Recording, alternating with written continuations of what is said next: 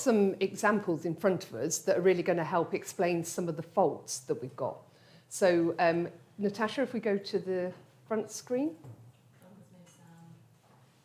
Oh, no.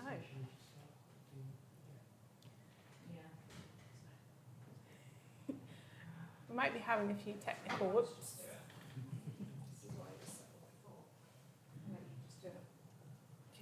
Or go to a holding screen. We've got to... Start again.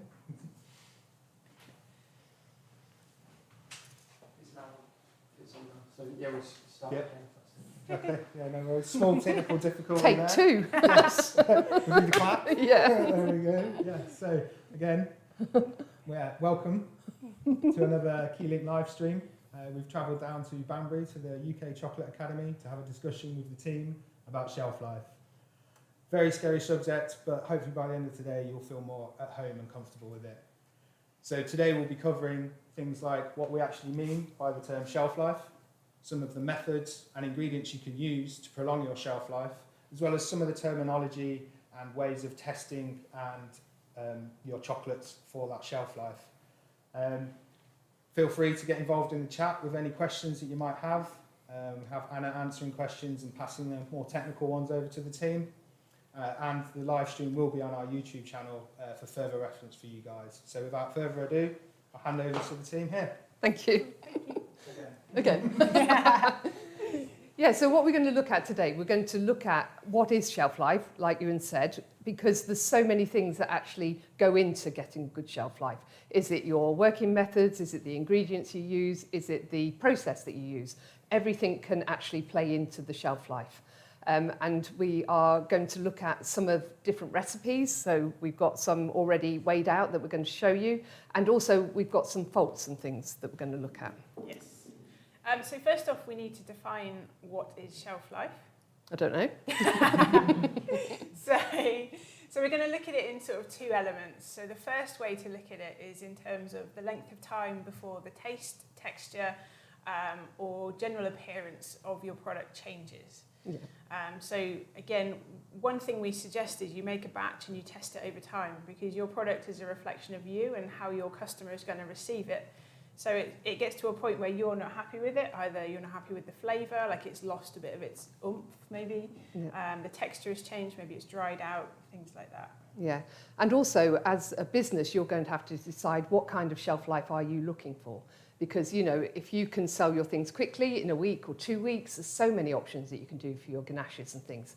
But if you suddenly want to go to 6 months to a year's shelf life, then we have to start using totally different ingredients, and we have to add in other ingredients. And so we're going to go through some of those with you. Some of them are totally natural, and some of them are the alcohol sugars. And some people don't like to use them. So, you know, there is a point where you are going to have to make that decision. I don't want to use an alcohol sugar, so therefore I'm going for a 3-month shelf life. So there's lots of decisions that you have to make as a business as well. Yep. And then the second part of what we mean by shelf life is a point where we get bacterial growth, where we get molds, where we get pathogens. And it's about creating an environment where either these can't grow, or we make sure the customer consumes them before they can grow. So we're going to look at that as well. Yeah, because again, we can give you all of the best advice for shelf life, but if you had somebody that came along and they had a dirty spoon and they put it into your glucose bucket, and you know, we've got things growing in that bucket, then all of the other advice is no good. So, you know, it really goes down to that very first thing of really good hygiene, really good working methods, and, you know, like making sure that simple things like you're really well tempered, that you've really well backed off your chocolates and things like that, all of those really help. Yes, we've got some examples. We could start with those. We could, yeah. Yeah. So what we've got here is we're going to talk to you about storage. So these chocolates that you're looking at, you can see they're the same moulds, but if I use my pointer, so these ones, you can see it's super shiny. These ones, they were from the same batch, but what we've done is we've changed the temperature of the storage. So we've taken it up sort of really high into the 30 degrees and then down really low into the sort of 5 degrees, and we've just constantly changed the temperature, and you can see it's had a really big effect on the chocolate. So this could be like if it was in a shop. So you've done everything right, you've put it into your boxes, Yep. And then once it's in the box and it's the summer and, you know, somebody's put the box near the window, and then the temperature rises and then overnight it cools down, this is what could happen to the chocolate. So, you know, it's still okay, but the actual appearance of the chocolate has changed. Yeah, it's also a consideration if you're sending chocolates places. You know, we need to be conscious of the weather. I mean, I know in the UK we only get a week of sunshine, but we still need to be conscious of the heat and the cold and just that constant change. Like chocolate doesn't like change. It likes to stay at a consistent temperature. So it's something to be aware of, that it can have a dramatic impact on your product. Yeah. And also on there, we've got some of the taller ones, the taller chocolates. Yes. So Yeah. I think you can see at the front, just at the bottom, the centre, the filling of this chocolate has come out at the bottom. There's a sort of little blob. So the chocolate has weakened and the filling has actually tried to escape. This is quite common with caramels especially. And again, it's because we've changed the temperature so much that the centre has expanded, contracted, and it's caused these issues in the actual quality of the product. So if we think naturally, when we temper our chocolate shrinks. We need it to shrink to come away from the side of the mould, so that's how we get the chocolates out. But as it's shrinking, you know, when we've sealed it, it shrank, we're actually making that environment in the middle there smaller and tighter. So if there's any little gaps, if you haven't backed them off properly or anything like that, there's a pressure on the inside of the filling there, so it does want to come out. And caramel is the worst, isn't it? Yes, caramel loves to escape everywhere. Yeah, so we get lots of questions about caramel escaping. Yes. And the only thing you can do for that is making sure that you work really cleanly, and that when you're scraping off your chocolates and things, you don't get caramel coming over the edge of the top of the chocolate, because even then when you seal it, there's still a little path for it to go out. Yep. And these were really nicely shelled, but they were really finely shelled. And so there isn't much wall structure there, is it? And so it's managed to get through. Yeah, and so we love it when we get a nice fine shell, but sometimes if we're looking for the longevity of product, we need it that little bit thicker just to give it some stability and sort of insurance almost.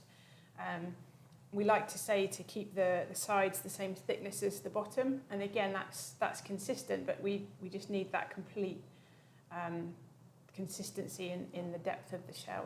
Yeah, and if you look on the supermarket shelves and things like that, if you ever brought a caramel chocolate, you often find that they're in a milk chocolate, because milk chocolate is softer because of the milk powders and the sugars compared to the dark chocolates. So it's a bit more forgiving and it doesn't crack as easily.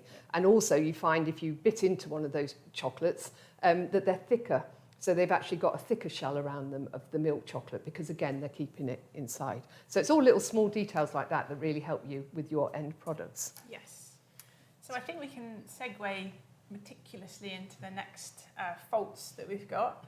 So we've looked at bad bottoms. So we have some examples here of where, just as Julie said, we haven't backed off as well as we could have. So the filling has actually got in with the chocolate, and what's happened over time is the filling has dried out and it's kind of shrunk away. So you're left with these holes. Yeah, and that one you can really see it's beginning to, you know, like the filling is shrinking, isn't it? Yeah. Because it's drying out. Yeah. And that's going to give you a much drier texture. It could even become like quite crumbly over time.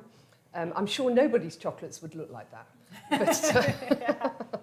But we've gone for extremes here. Yes. And again, you know, like when we're teaching about how to fill the chocolates, we're always saying that you must have a look at the mould and make sure you can't see any filling over the top. And this is exactly why. Because when you scrape the back of the chocolate, when you seal the backs of the chocolates, you actually get areas where it's quite thin, and over time that breaks down, and then that's when we get the fillings coming through. And to be fair, these were made probably 3, maybe 4 months ago, so it has given that chocolate quite a long time to dry out. But what it does do is it also gives opportunity for other things to get in. So if there was any bacteria around, you know, you can get that sort of cross-contamination, and then bad stuff can happen. We don't like that. Like that, no. So we'll move that one and go on to the next. Mm-hmm. So again, we're looking at the backing off. So in these bars, we've got a coconut caramel filling, and you can really see that we haven't sealed it very well. Yeah, so as it's been too high again, Yes. hasn't it? Yeah. And so as you've scraped the back, some of the filling has come to the top. And again, it's just going to give opportunity for air to get in there, bacteria to get in there. And you will see that like breaking down a lot quicker than other ones. So this again is on your working practices. You can really help yourselves by working really nicely. Okay, I'm not sure how I'm going to do this one, Claire. I think we might need to cut them first. So Okay. we've made some truffles, and I've tried really hard to do it badly. So the idea being That's really bad. The idea being that the ganache was a bit too thick, a bit too cold when I piped it. So there's potential for quite a lot of air bubbles in there. And we don't want to sell our customers air because it's not really fair. They're paying for chocolate.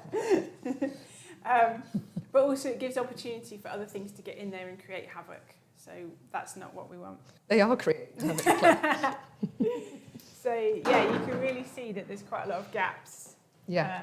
in that shell. Yeah, that's a huge gap. Yeah.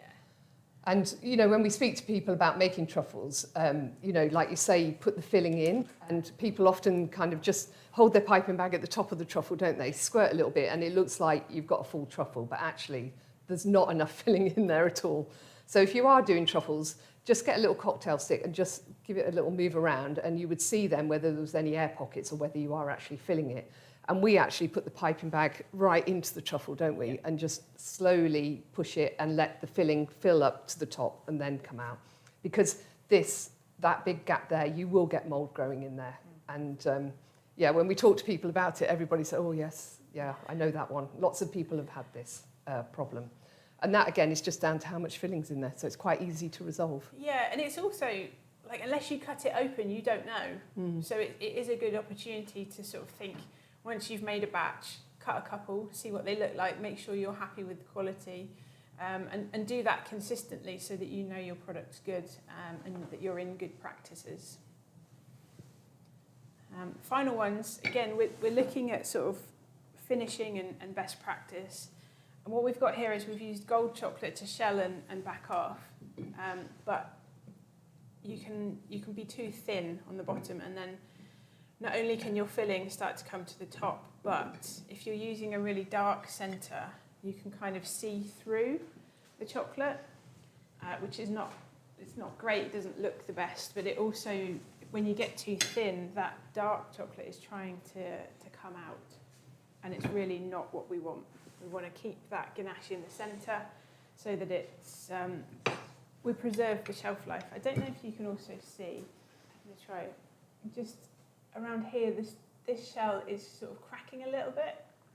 I don't know if you can necessarily see, but it's one of those things that it happens every now and then with, oh, that didn't go to plan. That doesn't make you see it better, that just makes it fall off the slate.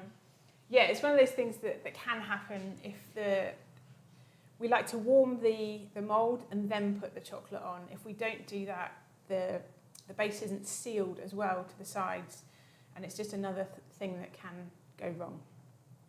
But apart from that, it's all right, Claire, isn't it? Yeah. Who doesn't want to make chocolate? Yeah. No, again, we've gone through it. I mean, but basically it is, don't overfill your moulds. Make sure you can have a really good seal on the back there, and that's really helping you because you're creating a really nice airtight environment then for the filling to sit in. Yeah. Yeah, and make sure that your fillings are really full into the moulds. Yes. No gaps. No gaps. Yeah. Yeah. So that's that one. Yeah, that's the bad thing. So Yes. now we want to get on to the good practices. Yes.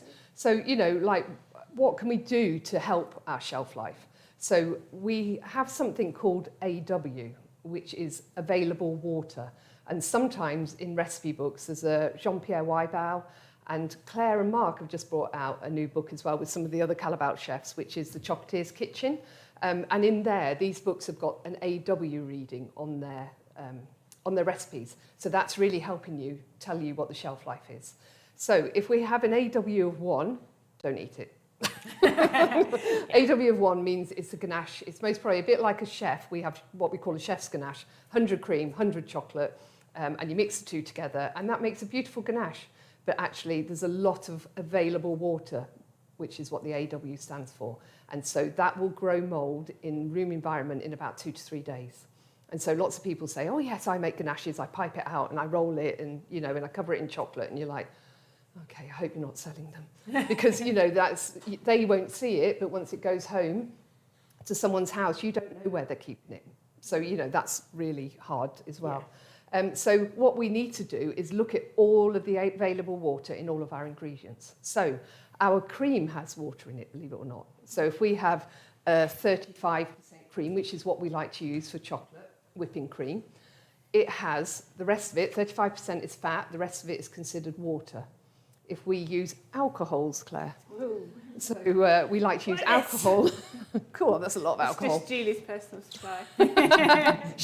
But that alcohol there, that's Cointreau, and that's a 60% Cointreau. So that 60% is alcohol, that 40% is water. So when we're working out our recipes, we need to work out how much water is in those recipes, because that water is giving the bacteria and fungi and things like stuff to grow. So we have the water, we have the sugar from the ganaches for the food, and then we have the room temperature for the environment. So it's a perfect environment for things to grow in. So we need to stop that. And one of the ways we do it is we use UHT whipping cream as well. So whenever we open up that packet of whipping cream, we know that it's been heat treated, so there's no bad things in there. It's really good to use your local dairy and things like that, because you know you want to use that local, but you don't necessarily know what the bacterial count is of that cream. It's really good to ask them whether they've ever had it checked, but again, it's something that you need to think about. Yeah. And then purees? Yeah, so it's similar to that. Again, we use sort of frozen or Ambient. again UHT purees so that we know that there's no bacteria in there. They're normally around about 10% sugar. Again, so we know what levels we're at. We're not suddenly going from a 10% sugar to a 25% sugar. We know what we're getting, and we know that it's consistent. It's not been freshly harvested in the garden. And What's wrong with that, Claire? No, it's great. But in terms of hygiene, consistency, reliability, this gives you that insurance, really. Yeah. And again, with that, so we think raspberry puree, we think, well, there won't be much water in there. But actually, nearly all of it is considered water, because if you think of the puree itself, there's not much dry component in there. So maybe it's like 4%, and you've got the sugar, so maybe at the most it would be 15%, and the rest would be considered water. So you can see there's lots of different areas that we are getting this water from that we wouldn't necessarily think of. Yeah. So to make a ganache and to give it a long shelf life, we've got to try and capture that water. And so there's different ways we can do it. We can make a sugar solution, so you like your caramels and things like that. We can do an alcohol one. Yep. Or we could do a ready-made filling that's already got a long shelf life. So we're going to look at those now. Yes. So I think the first thing we're going to look at is caramel, because just like Julie said, if we're looking for a saturated sugar solution, so we're going to start. Julie's going to make a direct caramel. Okay. I hope. If fire alarm goes off, don't panic. You don't need to evacuate. What we're going to do is this enables the sugar to bind more water. And when we're talking about water activity, it's bound water that's really important to us. Free water is the bit that goes off and creates trouble. So if we can bind as much water into our ganache as possible, then we're not going to get into trouble.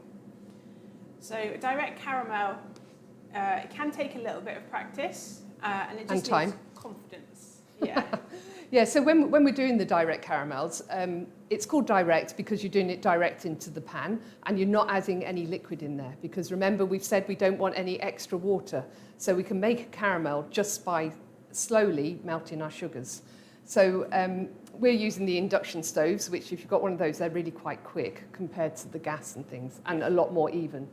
And I've just put a real small bit on the bottom, and I need to let that start to melt, and it will start to go to like a liquid. And when it goes to the liquid, I can add the next bit of sugar on. And I've got to just keep doing that, not adding too much.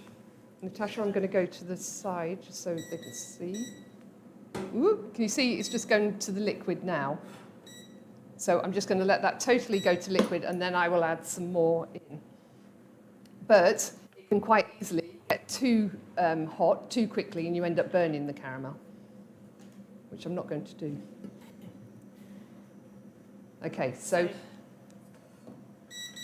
question? It's we have a question. Could we also cover using coffee in chocolate? Yes. So if we use coffee in the chocolate, is that in a ganache? So if we were going to make a coffee ganache, we would often use fresh coffee beans and we would infuse the creams with it. So we could infuse the cream the day before so that we get a nice strong taste of coffee. If we wanted coffee flavour actually going into our chocolate, we could do the same thing. We could get coffee beans and we could place it in our chocolate, and then we could leave the chocolate in a hot cabinet, and that would take on the flavour of coffee as well. If you didn't want to do that, you can buy coffee extracts, and again, you could add the coffee extract into the ganache. So there's lots of different ways that we can get coffee into the chocolates. And we have a second question from Jeanette. Is direct the same as dry caramel? Yes. Hi, Jeanette. Hi. Yeah. So I don't know whether you can see here, but I'm getting a bit of steam, a bit of colour happening in the caramel. So I'm just going to carry on. And Claire's just brought in the purees and cream for me. Sorry to keep speaking. The purees and creams for me. Now, if you're doing a direct caramel, the worst thing you can do is have cold cream and cold puree and pour it into this once you've made your caramel. Because as that cold cream hits the bottom of the pan, it causes steam. The steam pushes the caramel out and it can end up all over your hands. So it's really dangerous. So when you're doing this method, you do need to be careful. But like Claire said, we are making a solution, a syrup, that is going to actually bind the sugar in. So maybe you can show them the other sugars while I'm doing this, Claire. Yeah, so we are going to talk about, we do have a ganache to show you that's a long shelf life using these different sugars. So to introduce them to you, I'm sure you're all quite familiar. To start off with, we've got glucose. So this is glucose one. It's just a clear sort of gel. So what this does is we look at something called the dextrose equivalent, and that means how sweet something is. So sucrose, what Julie's using, it's rated as a 100, and then anything else is sort of ranked in sweetness around that. So glucose tends to be between a sort of 60, 70 mark, so it's less sweet than sucrose. What it does in our ganaches is it makes things, it gives texture, it gives a sort of a gooiness, a chewiness, but it also means over time it keeps moisture in the ganache, so it's not going to dry out as quickly. And it's used quite a lot. Very similar is invert sugar. Sometimes we know the brand name Trimoline. Or Creme sucre? Creme sucre, yeah. So invert sugar has a DE of 50, so again less sweet than sucrose and a little bit less sweet than glucose. It's used for exactly the same reasons. It gives texture, it gives mouthfeel, doesn't give as much chewiness as glucose, but it stops things from drying out. Can I just show the caramel? Yes. you may. Thank you. So can you see now? I don't know how to show you. But I've got a lovely dark caramel. And then, so that is just the sugar that has just been melted. So we've not added any water into there, but we've got a lovely liquid caramel. And I'm just going to add glucose in that Claire's just been talking about. Sorry, Claire. Very good. So, can I ask a question? Yes. Why would you not put your glucose in when you're caramelising the sugar? Because it stops it caramelising. So the glucose doesn't caramelise as well as the sucrose. Mm-hmm. So it's much better to do the sugar first and then add the glucose in. Sometimes, Claire, people add sorbitol in first. Okay. And they have liquid sorbitol and they'll put that in to give a base on the saucepan, and then they start adding their sugars in. And you can get caramel. So there's lots of different ways to make it, but that's just a simple way. So now I've added my glucose in. I'm also then going to add in my, this is a passion fruit and banana one, so it's really nice. I'm going to add in the passion fruit. Now when I add it in, you'll hear it. It really sizzles. Yeah, it smells beautiful. It's a shame you can't smell. Yeah. So this one here, I just add it in a little bit at a time, because if I added it all in at once, it'd be way too much. And then what you end up with is your caramel starts to go into little lumps and you don't get rid of them. So I'm just slowly adding it in. Okay, so I'm going to go on to the next bit. Julie teed me up seamlessly. I've got some sorbitol here. So this is powdered sorbitol. I'm also going to show you quite often, so available through Keylink, we get liquid sorbitol, which is just as good, available in great big packs. But so sorbitol, we've been doing lots of Googling of Sorbitol. sorbitol. We've been reading articles on what it does. It's a sugar alcohol. What that means is it does, or it can potentially have a laxative effect. So if a person were to eat 20 grams of A day. sorbitol in a day, it would cause laxative effects. Now, that's a lot of chocolates.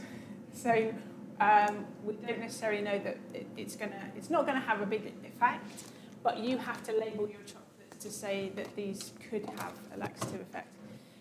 It's an E number as well, so some people don't like using it because of this, because it's not strictly clean label. But in terms of prolonging shelf life, it's really, really good. So it's a really great moisture binder. It really encapsulates the water and locks it away from creating trouble. So it's a really great tool, but you have to understand the impact of using it, as in for labelling options. The final tip I wanted to you was dextrose. Because that's too small for when it boils. But if we're using the powdered versions, it means we're not adding any liquid at all, so we don't have any water attached to it whatsoever. So dextrose, again, it's there just purely for water binding. It's to lock the moisture away. It does have both sorbitol and dextrose can have a sort of cooling effect on the mouth. So sometimes when you eat a chocolate, if it has quite a lot in, it can give you this sort of cooling sensation, much like coconut and things like that. So that's our sugars. All of our sugars that we've used in all of the recipes, everything is available through Keylink. In the recipes that you're going to receive, so we're going through the recipes, but you'll all be able to get them. Natasha's going to send out a lovely email with them later on.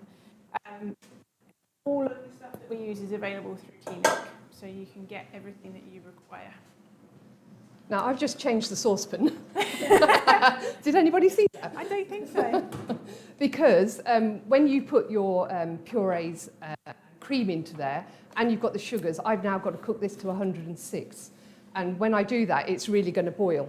And so there wasn't enough space in that saucepan for that to happen. So I'm hoping that this one's big enough. But we'll see. I've got another one waiting in the wings if it's not. So yeah, so we're just going to let that boil.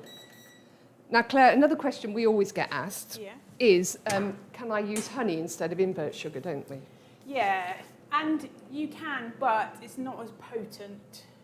And it's not a true invert, is it? Yes. So it's only a partial invert. So I don't know whether any of you have had that honey pot in the cupboard and you keep it for a while and then it starts to crystallize again. So it is an invert sugar and it is a natural invert sugar, but it's only a partial. So if you had that in your products, you could get that crystallization happening in the products as well. So we tend to go for the proper fully invert sugars. And again, it is the good thing with glucose and invert, they won't recrystallize. Yeah. So your ganaches won't become crystallized, whereas with it, like using sucrose and things like that, you can get that recrystallization, which is not great. Yeah, and also with the invert sugars and the glucoses, they are really good for keeping the moisture in, locking it in, aren't they? And if you think about gingerbreads or I don't know, syrup sponge or something like that, they are always really sticky and really moist because they have those syrups in there. And so that's what's helping our glucose and our invert sugars is keeping our ganache nice and soft. Yeah. Okay. Should we talk about alcohol? I'd love to talk about alcohol, Claire. It's quite early in the day. What are we having? I would like Cointreau. Cointreau, perfect. Okay, so we're going to talk about alcohol as a preservative. Not as a self-preservative, but as a preservative for your chocolates. So, seamlessly, as I say, Keylink have got everything that we're using. So, what we've got here is a gigantic bottle of Cointreau.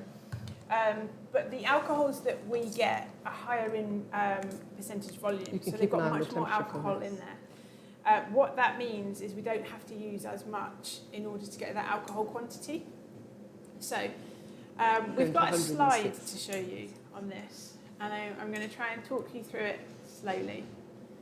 So, we've got a recipe for a Cointreau ganache, and what's in there is cream, chocolate, and Cointreau.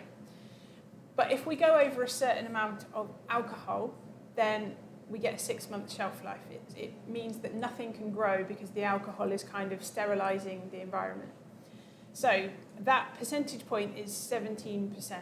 And what that means is the relative alcohol in your ganache, in your water content of your ganache, is over 17%. So to explain that, we've got a ganache, so we've got, as I say, we've got chocolate, we've got cream. You can work out how much water is in your cream. So we've got a 35% whipping cream. So we've got 35% fat, the rest of it is water. And then we've got our alcohol, which is a 60% volume alcohol. So 60% of this is alcohol, 40% is water. So we can do quite a simple bit of maths, and we can work out how much of the water is pure alcohol. And in the recipe that you're going to get, 21% is pure alcohol. So you've got a really strong shelf life. You've got quite a strong alcohol flavour, but that's great if you like Cointreau. So yeah. But we do have to watch though, don't we? Because not all alcohol's the same. Yes. So, you know, like everybody likes to make Bailey's truffles or things like that. Well, actually, there isn't that much alcohol actually in Bailey's. So there's a lot of cream, there's a lot of water, and there's a lot of other things. It's only a small percentage of the Irish whiskey or whatever. Yeah. Whereas these ones that Keylink do are good because they're concentrates. So we don't have to add as much to get a really strong flavour, but they are giving us less water as well. So it's two things that they're really good for. Yeah. So to really show this, we're going to, I should have already unwrapped these, but I didn't want any to escape. We've got questions. Just got a quick question back up in a bit about the sorbitol. Is 20 grams of powdered sorbitol the same as 20 grams of liquid sorbitol? No. No, because the liquid sorbitol does have some water in there. So we need to account for that. And I think it's a sort of, so it's like it's a 70% liquid, so it's like 70% sorbitol, 30% water. So we need to understand that we are adding water when we add the liquid sorbitol. But whenever you buy anything from a distributor, you can get the specification sheets, and on the sheet it will give you all of this information because everybody's products will be different. So if we were ever really trying to work out our shelf life, the first thing we would be doing is getting the spec sheets. We're nearly at 105, we're going for 106. So that's really taking it up to, you know, like a nice caramel as well. Another question? Just got a question from Alison about the alcohols. If we use 17% alcohol, do we have to have a license to sell it? I think you have to have a license to sell the alcohol, but in terms of using it in your product, As an ingredient, you don't need to. No, but if Natasha can just go onto the side screen there, that's a really good example of the, how do I do it? There we go. Yeah.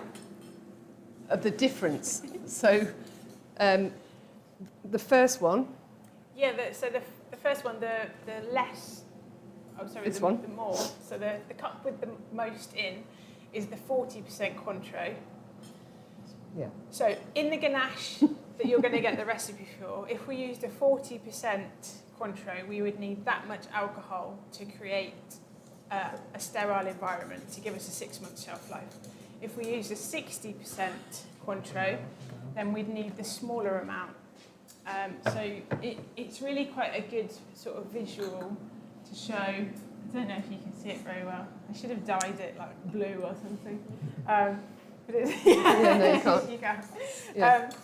But you need almost double the amount of alcohol if you're sort of, to go from a 40% to a 60%.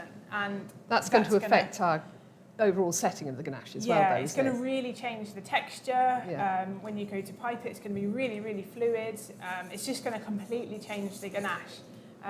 You will still get that shelf life, but it's one of these considerations. And again, it's another reason why using the stronger alcohols can be really great and have a real purpose. Yeah, and Keylink also do the 8% alcohol, which is totally neutral. And obviously it has a bit of an alcoholic taste, but it's not got a flavour to it. And again, that's for people who are looking to change the shelf life and to add alcohol in to help them, but not actually change the flavour.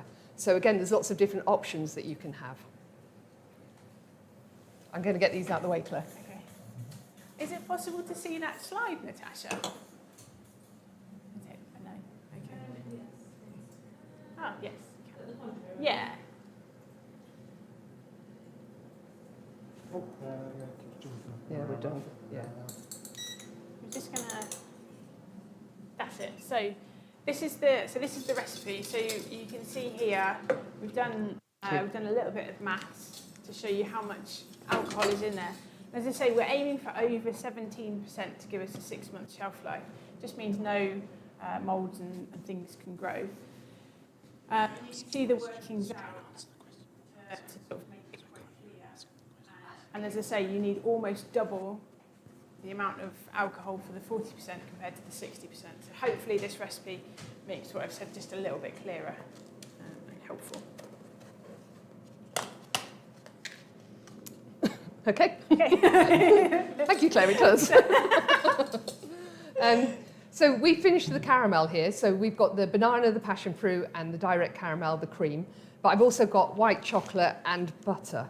But if I pour that on now, that's at 106. You know, that's way too hot. So we're going to let that cool down for a bit, and then we're going to pour it onto our chocolate and mix it. And then we would let that cool down even further. And when we get to about 30, 32 degrees, we would start whisking in the butter as well. And then that's going to give you a lovely fruity, caramelly ganache, and it's really nice. And it's got an AW of 0.6. So when we talk about AW, do we have a slide on that? No. No, you're going to get a piece sent to you. A piece, okay. Piece. Yeah. So when we're looking at it, the AW, we're going to start at 1 and the base is 0. And in between there is, you know, like this one was 0.67, so it's a really good shelf life. So we tend to say if it's at 0.8 and above, it's only 3 weeks, 6 weeks. Yeah. It's a short shelf life. When you go below there, it's really, really good. So when we get down to 0.77, we've got 3 to 6 months shelf life. Yep. And when we go below that, we get longer. So now we're getting on to the 8-month shelf life, 9-month shelf life. And so again, when we're thinking about Christmas coming up, Halloween coming up and things like that, we want to make the chocolates that have got the really long shelf life earlier. So we could be making them in August or September.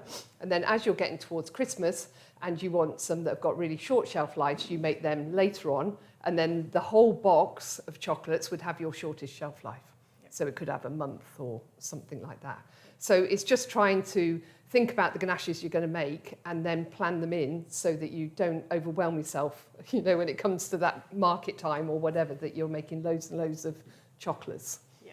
But we also have brought in products, don't we? Yes, I was going to say, so just as Julie's made this here, and we've got a really good shelf life of 0.67, there is going to be some variation between batches, whereas if we buy in our products... It's always going to be perfect, Claire.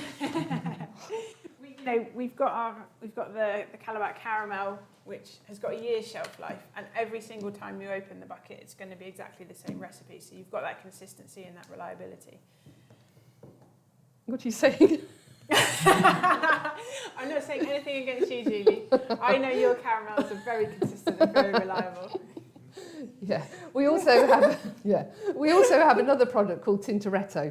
And Tintoretto is a fat-based filling. So we've got some out of the packet here, which is white, so it's quite hard to see. I'm going to put it onto the black marble. So you can see it's quite a hard filling.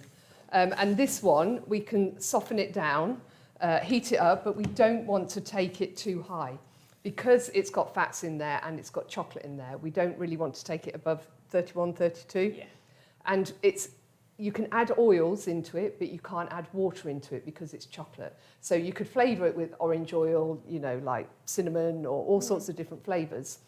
But if you added liquid in there, it does seize, so you'd have to work with it really quickly. So we don't recommend that. No, and again, you can get so many different flavour oils, Yeah. again, through Keylink, but this is such a wide range. You can use this product and add your own flavour, and all of a sudden, you've got a whole range Yeah. almost. Yeah, and also it's good for layering. So, you know, we could have a layer of this and then we could have a layer of a ganache on top. So you could have a white base with orange in there and then you could put your ganache on top. So it's also adding in texture and flavour to your chocolates. So that your customers can have a multi-sensorial experience. Of course, Claire. How about that? Yeah. Yes. So we do have a machine that actually measures the shelf life for us. It's called an AW machine, but all it's measuring is available water. And the available water is only part of shelf life, isn't it? And so everybody thinks that, you know, like we can use this machine and it's going to tell us that we've got 6 months, so that means we've got 6 months. It doesn't.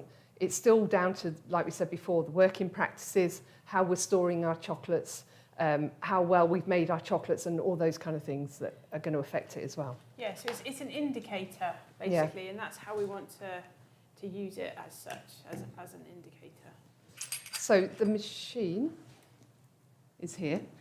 I can't remember how much this cost, but it was about It's about 1,500. 100. Yeah, it's a tiny little machine. But on the back here, it's got a flip. And there we've got a sensor. And what that does is it reads the water vapour that's coming off the ganaches. And so it can tell you what the available water is. Yep. So we have a pot that we would fill halfway with ganache. And we would need it to be at room temperature. So you must test your ganaches all the time at the same temperature so that you get a really good reading. Yeah, and so quite often, again, we ask everybody how they do their AWs to see what's happening in the industry. And a lot of people do a test sort of as soon as it's been made and cooled, and then 24 hours later, maybe even 48 hours later. And if you think about it, it makes sense because when it's freshly made, it gives a good indication of its sort of initial binding, but then your chocolate, your cocoa butter, is also going to crystallise within your ganache. It's especially if you've done a tempered ganache, the cocoa butter crystals are changing and it's helping to lock away the moisture as well. So your AW could change over the sort of first 48 hours that it's been made, just because of the chemistry that's going on within the ganache. And the other thing you need to do if you do use one of those machines is you need to keep calibrating them. So we have little water sachets here. If I can get one out without destroying the bag. So they're just bottles and they've actually got a solution in there that this one is 0.25.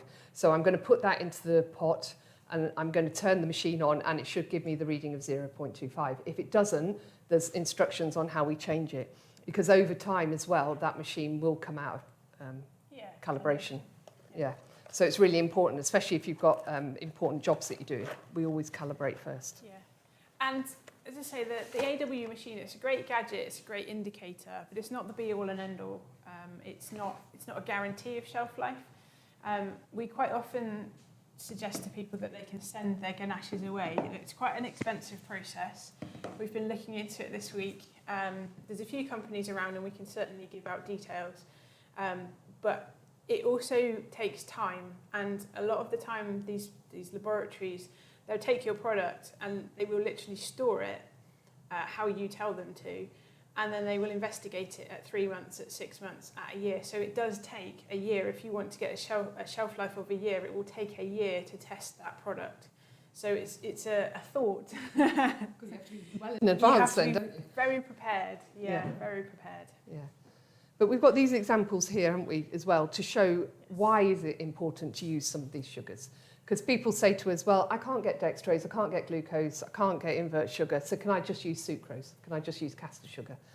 And we're like, well, you can, but it is going to have an effect on your ganache. So you've made 3 here, Claire, haven't you? So we'll put this one first. Yeah, should we start with this one? So it's the recipe, again, you're going to get this recipe. And what we've got is we've got cream, we've got sugar, we've got a bit of salt, and we've got a 70% chocolate. So we use the Cacabari Fleur de Cow. But you can see on this, You it's see really, the crystals there. the sugar that we used was just sucrose, and it's really left it quite crystallised, and it's given it just not a great sheen. There's a sort of a little bit of fat that's escaped to the top. It just doesn't really look particularly appetising. I don't want to eat it. Okay. don't eat it too much. Okay. This is the next one in the chain. So we changed some of the sugar. So we used a little. That's good. We used some sucrose, but we also used a bit of glucose, and you can see it has made an impact. It has changed it, but it's really still not quite great. You can see that You can really see crystals on top there still. Yeah, and a little bit of fat has come to the surface, and it's just not looking as perfect as we would like. So then the final one, and this is the recipe that is available to you guys. You can see it. I'm not very good at this. You can see it's got a real shine. Oh, that's it. And it's a nice, quite thick consistency, but thick but fluid. It's sort of this yield phenomenon that means it flows nicely, but it is quite thick. It's just a beautiful ganache, the sort of ganache that you really want to eat and really want to produce. Would you like me to pop the recipe up for you? Yeah, let's have a look at the recipe. So this gives you a shelf life, or a water activity, of 0.71, which is great. It's approximately 6 months, depending on all the other factors as we've discussed. But quite simple. So we've got the whipping cream, we've got invert sugar, glucose syrup, and then powdered sorbitol. That can be changed for liquid sorbitol. We'd need to up the amount of it to take into account the sort of extra water that we're adding. Maybe have a play with it, maybe reducing the cream a little. And then we've got the chocolate and the butter. Now it is an interesting point that sometimes we use butter or fats to bring down the shelf life, but the fat doesn't affect the AW, and that might seem strange, but because fat and water don't mix, it doesn't actually impact very much at all the AW. So the sort of free water, fat is not binding it. So no matter how much fat you put in, the water sort of stays the same. It's not bound by it. And we want to bind and encapsulate that water so the fat won't do it for us. It's not easy, Claire. It's all right once you get your head around it. Yeah. So, so these, I think they're a really good example. We need to take a photograph of them as well, don't we? And we'll put it up so that you can see on the website. But I just think that you start to think about what's actually on the shelves in the supermarkets, because they have to have over 6 months shelf life. So you think you've got your caramels. Well, we spoke about that. Mm-hmm. It's a solution that things can't grow in, so that's really good. So we've got the caramels. We've got the alcohols. So you also always have those rum truffles, or like the whiskey truffles or things like that. Or you have fillings that are fondant based. So they're like very high sugar again. So we haven't got an environment the bacteria can grow. And we do have other products that are really good for using for a long shelf life. So marzipans. So if you think about a marzipan, all that is the ground almonds and the sugar. So again, we like marzipans at Christmas, but they've got a year shelf life. So it's such a sugary environment that nothing's going to grow in there.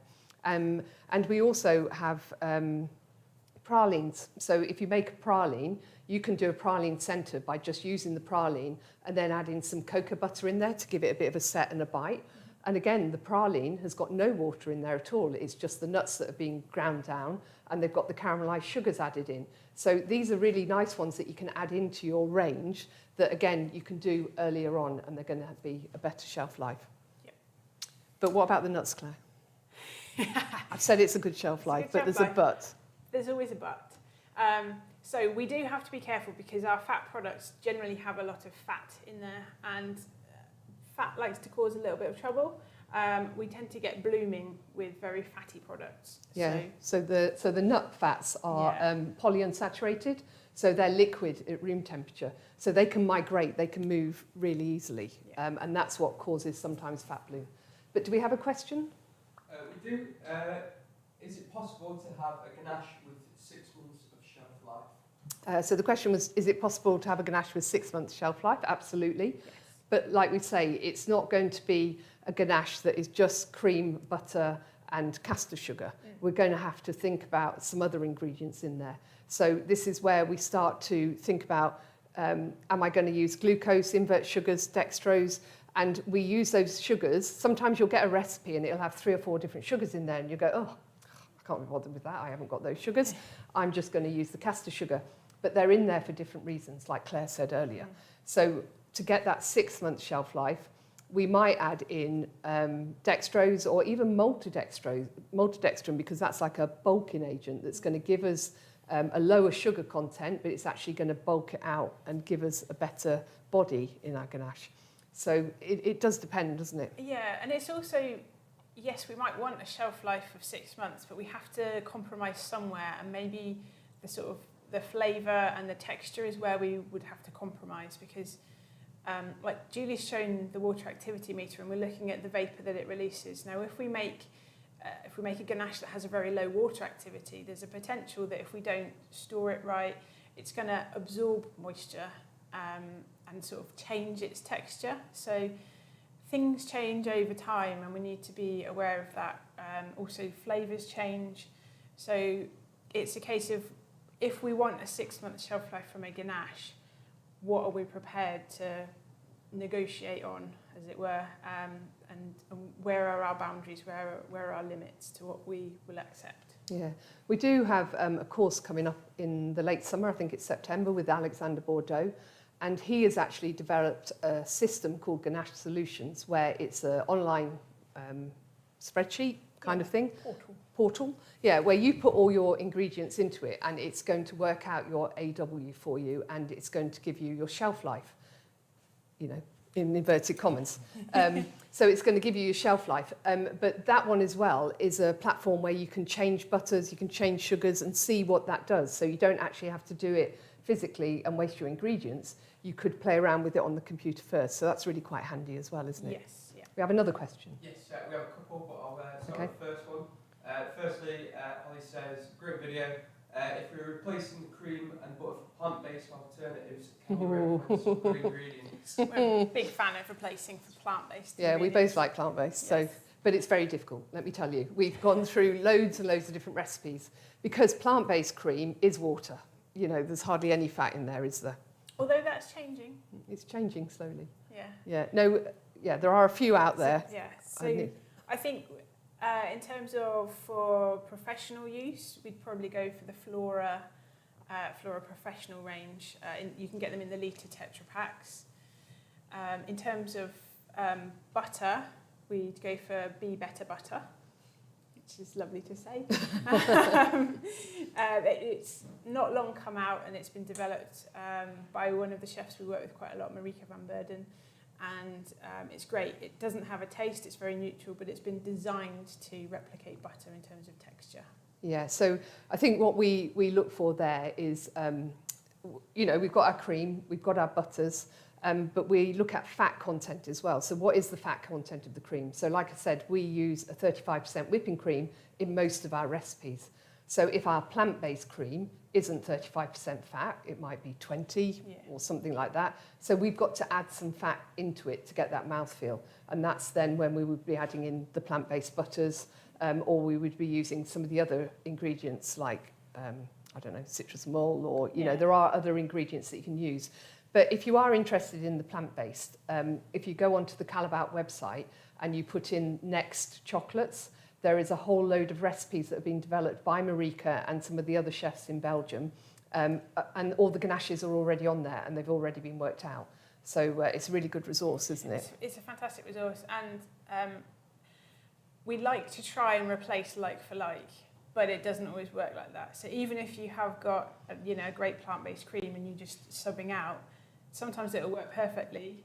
Other recipes, you need to tweak things slightly. So it's never a case of, One for one. I'll just change that and it'll be perfect, because unfortunately it won't. And also we've got the next range of chocolates, haven't we? So Yes. we've got the dairy-free chocolates, and they were in 10 kilo bags, but they've just come out in the 2.5 kilo bags, which is much more manageable. And we've got a milk and a dark. And they've been made in a factory that is totally allergen free. So no dairy, no gluten, no soy, no nothing apart from beautiful chocolate. So that's a really good one if you're doing plant-based. And the second one is from Clare. They say, can you substitute glycerol with glucose? Will it be the same measurement?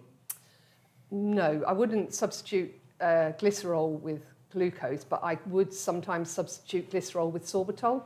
So glycerol and sorbitol both bring down the AW in the recipes. And actually, I think glycerol actually has a higher depreciation. It takes it down a little bit lower. Potent, yeah. But for some reason, more people use the sorbitol than the glycerol. So you can use it, and it is a really good help with our shelf life. But it's not in replacement for the glucose because it would have more of a laxative effect. Yeah, again, because it ends with ol. It's a sugar alcohol. So it's where sorbitol and glycerol are in the same sort of family, so they're going to have the same sort of effect. But glucose is in a different family, so he'll have a slightly different effect. Yeah, because we also have isomalt. Some people ask us about isomalt, and again, that's another sugar-reduced sugar.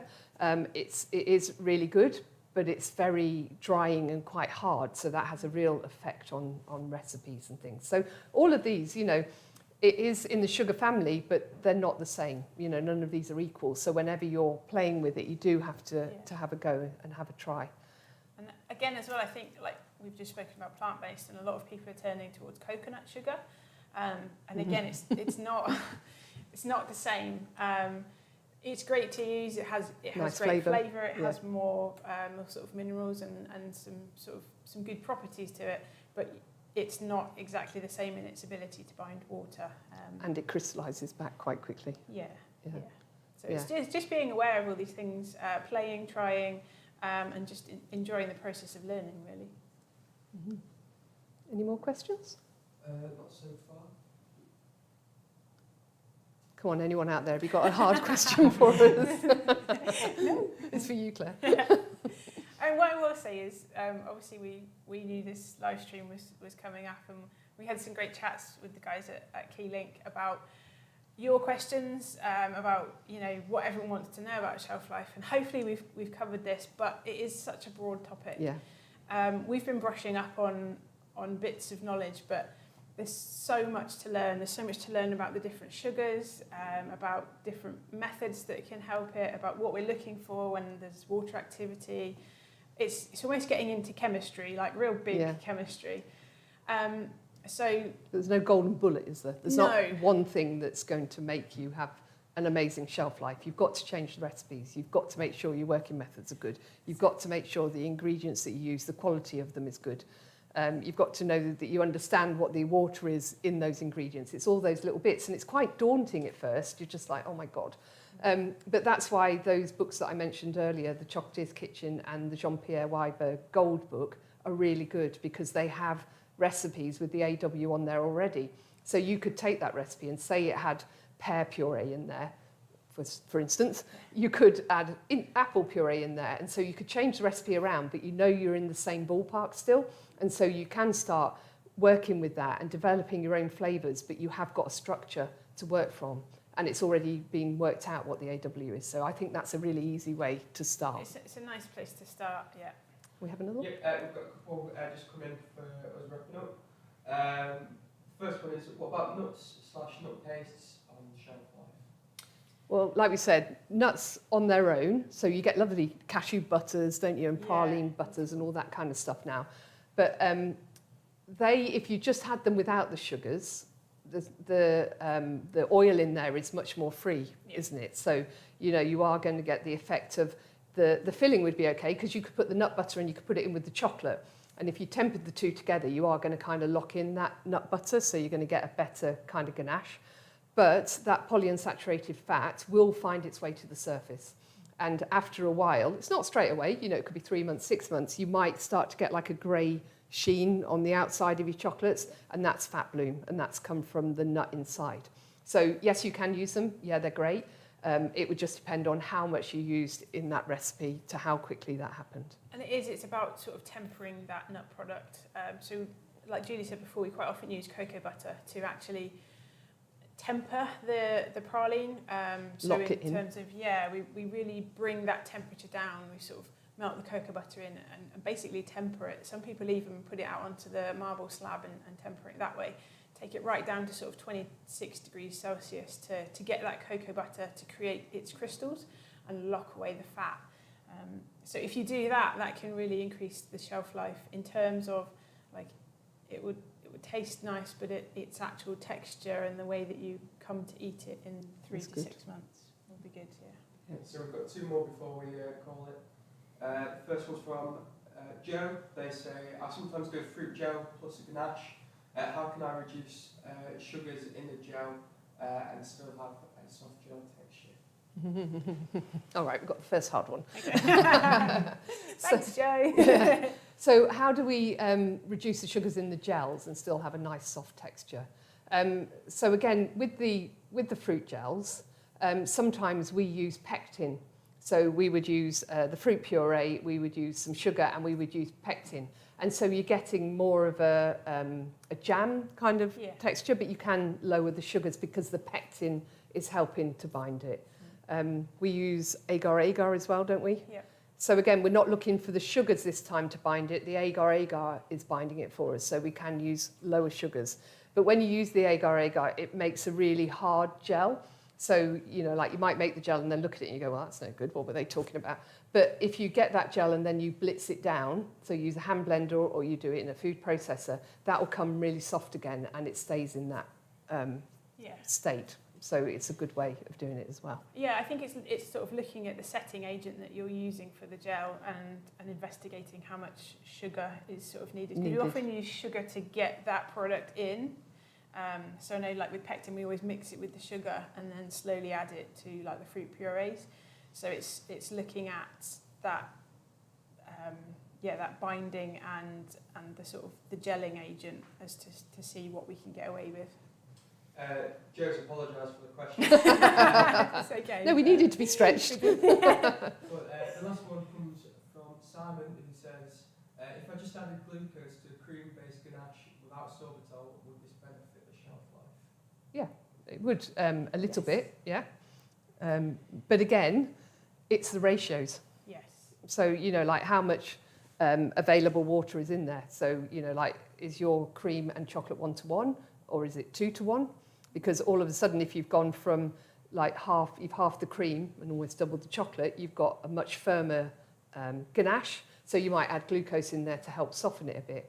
But also by halving that cream, we've given the ganache a longer shelf life. Yep. And so it is, again, you know, like sometimes when you get the cut ganaches, you know, you want the ganaches to be a bit firmer. They have more chocolate in there. And so naturally, then they have a longer shelf life. So some of the things, we're already doing it, but we don't really think about it. It's only when you start to think about what are the ingredients, how much water is in there, that you start to see that some are better than others. And I always think it's great to experiment, and as I say, we like this idea of making a batch and testing it every week. Not only do you get to eat chocolate every week, which I'm a big fan of, but you also get to see what happens and as it changes. And again, it's the sort of thing you can do is you can make a batch without glucose, make a batch with glucose, see what actually happens. How it dries out or doesn't. In terms of texture, in terms of flavour. Sometimes it can enhance flavours and really change things that you weren't intending it to change. So it's always great to experiment like that as well. I mean, this experiment that we did with the sugars, the sorbitols and the glucoses and things, it's the first time we've done it. Yep. And it's something that we will do again because it really highlights what happens if you've just got sugar in there and things. So, and that was only by playing around and, you know, doing it for this demonstration that we're like, wow, that is such a difference. And you can really see then why that the glucose and the sorbitol and things are a favour, you know, for lots of chocolatiers. Yeah. We're going to try and get some good pictures of these as well, because I know it's not particularly easy to see on a screen. We're going to try and capture these, and we'll send them to everyone that's watched as a prize. Sorry. Yeah, that's all of it. Brilliant. Great. Okay. Well, thank you very much, guys. I hope you've all really enjoyed it. It's definitely been some very informational stuff. And again, this stream will be up live on our live. This stream will be up on our YouTube. So from here on in, for you to come back and refer to. And again, There's lots of literature out there, and I hope we've encouraged you to sort of experiment yourselves, to really sort of, you know, get a couple of these products and to play about with them, because that's truly the way that you're going to learn about it. So again, thank you very much, guys. No, thank you. Hope you all enjoyed it. Yep. And we'll see you again See soon. you soon. Cheerio. Bye. Bye-bye.